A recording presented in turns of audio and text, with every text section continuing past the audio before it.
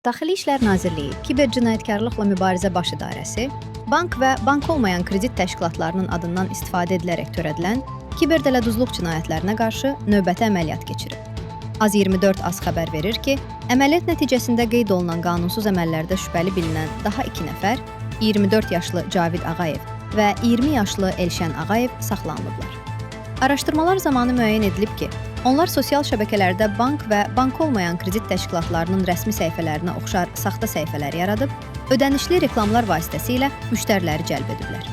Özlərini kredit şöbəsinin əməkdaşları kimi təqdim edən şəxslər sərfəli şərt, az komissiya və zamin tələb olunmadan kreditlərin verilməsi barədə zərərçəkənlərə həqiqətə uyğun olmayan vədlər veriblər.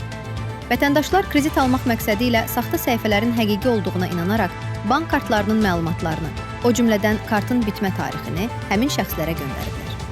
Nəticədə məxfi kart məlumatları birbaşa şübhəli şəxslərin idarə etdiyi sistemə ötürülür.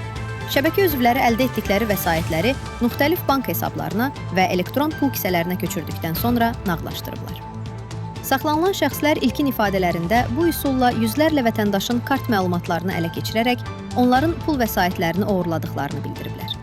Faktla bağlı baş idarədə cinayət işi başlanılıb. Cavid Ağayevə ittiham elan olunub və o, təqsirləndirilən şəxs qismində istintaqa cəlb edilərək barəsində məhkəmənin qərarı ilə həbs qətimkan tədbiri seçilib. Elşən Ağayev barəsində isə cinayət işi üzrə müvafiq istintaq hərəkətləri davam etdirilir.